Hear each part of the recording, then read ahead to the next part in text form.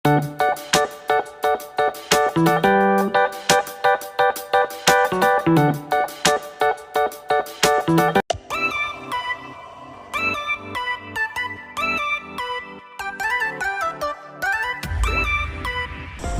guys, good evening. Good evening nha.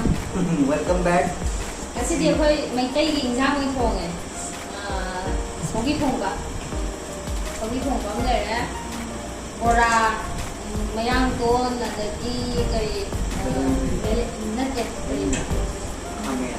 kamen yaure, mo, ati ba yaure, dagi, yaipan do, yaipan, akong goy pore ko, dito, makum bora tore. Na, mimi singju, po na ba mimi singju ga, po na ba para bora sila eh, hango, nangyar. Hindi ako'y sama kong daragi niya. Sama cái này bỏ. Like cái thằng cái cầu. Like cái thằng cái thằng. Còn xem em video thì tôi nhận thằng đó đâu này nó nằm để thao bọc sẽ khá chỉnh liều quay gì vậy. Anh nói là video thì cái tôi làm tôi nhận thằng đó không để. Chào hầu rồi cái này.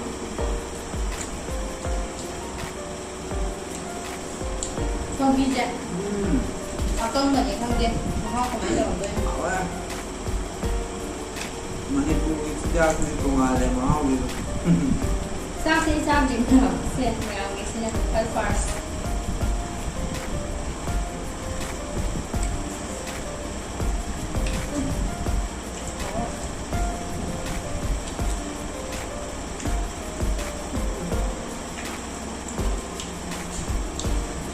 Wow gì vậy?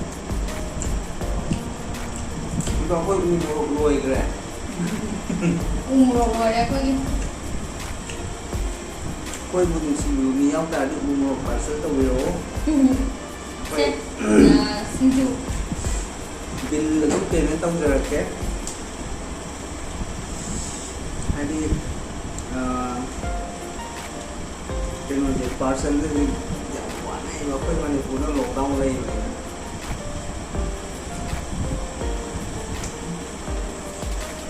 Xin chú chứ. Hãy subscribe cho kênh Ghiền Mì Gõ để không bỏ lỡ những video hấp dẫn.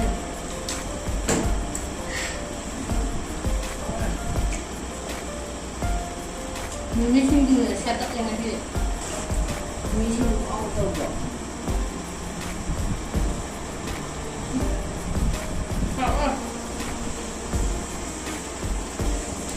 Kalau sang juga, kami enggak tangguh.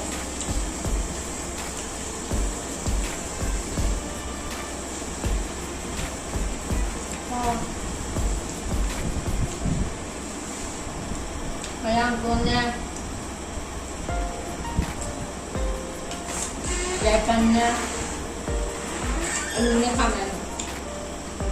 Ngon rồi.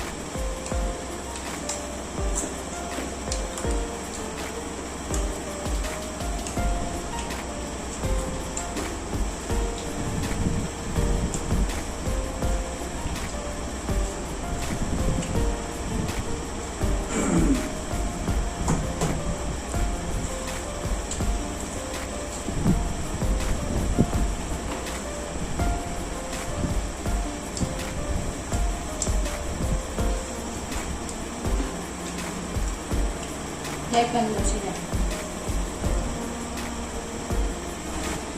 ꯌꯥꯏꯄꯟꯗꯤ ꯃꯅꯝ ꯀꯩꯝ ꯅꯝꯗ꯭ꯔꯦ ꯃꯍꯥꯎꯗꯤ ꯍꯥꯎꯗꯤ ꯍꯥꯎꯋꯦꯀꯣ ꯃꯅꯝꯗꯤ ꯅꯝꯗ꯭ꯔꯦꯕ ꯃꯥꯒꯤ ꯁꯪꯉꯤꯉꯩ ꯃꯅꯝꯗꯣ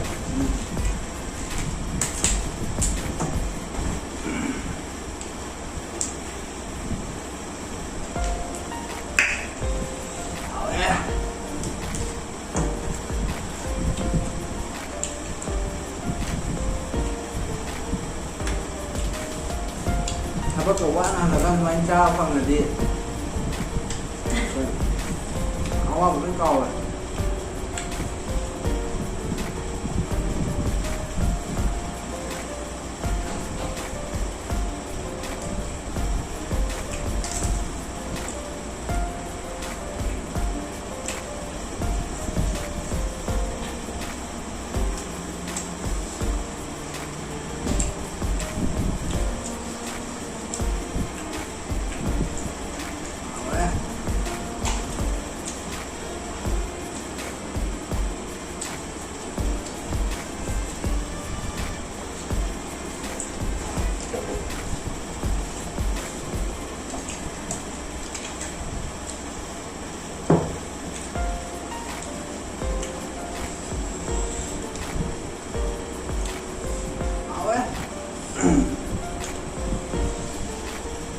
ꯀꯥꯂꯦꯟꯗꯤ ꯁꯧꯒ꯭ꯔꯤꯅꯤ ꯏꯍꯥꯎ ꯍꯥꯎꯔꯦ 45 ꯗꯤꯒ꯭ꯔꯤꯅꯤ ꯑꯩꯈꯣꯏꯅ ꯁꯤꯗ ꯁꯥꯔꯤ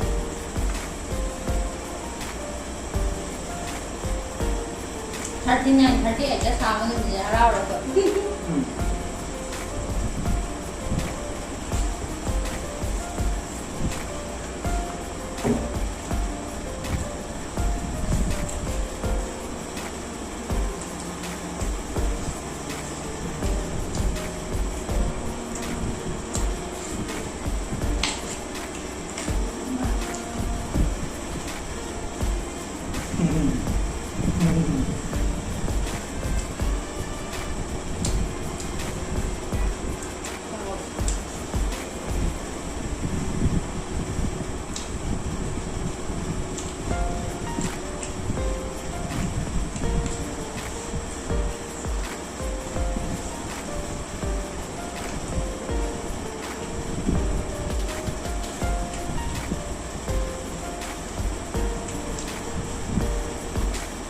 Tillhållde inte det till lommor.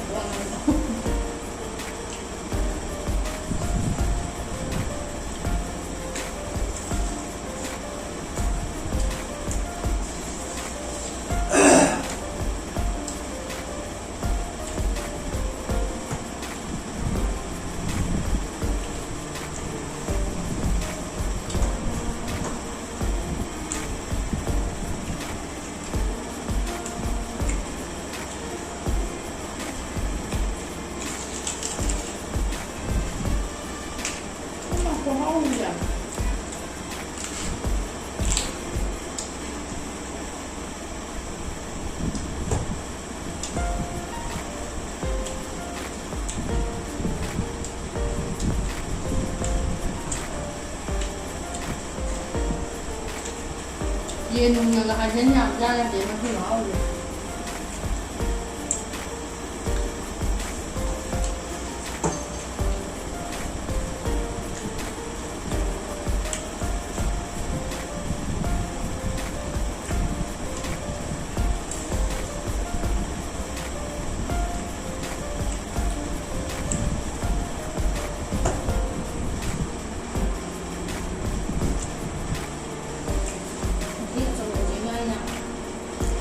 Ini menstol dengan menjengkel. Nah itu.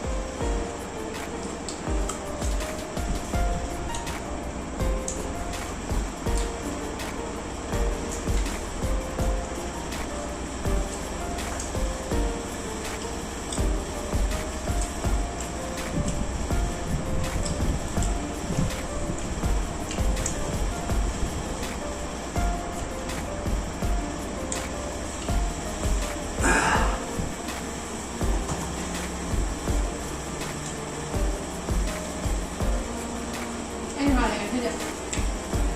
Ngon lên.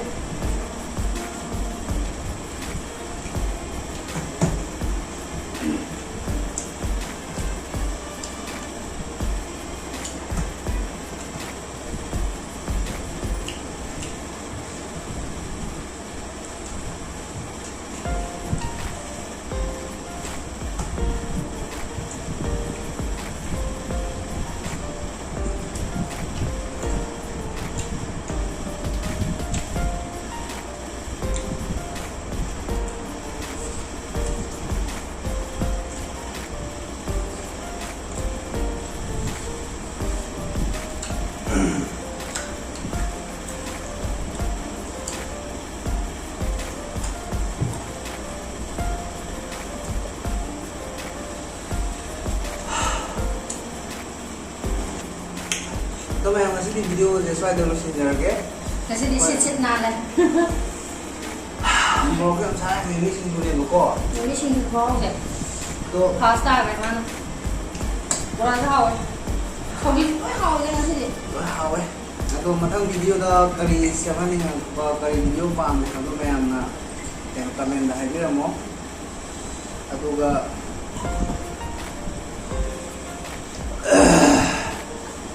मैं नमजरगे नंगी वीडियो दो मसिक दी मैं मतंग फायदा लुसिंजरगे अतुगा नेक्स्ट वीडियो दा अपना से कोई वीडियो से मैं अपना एंजॉय तो बिता लाइक तो वीडियो तो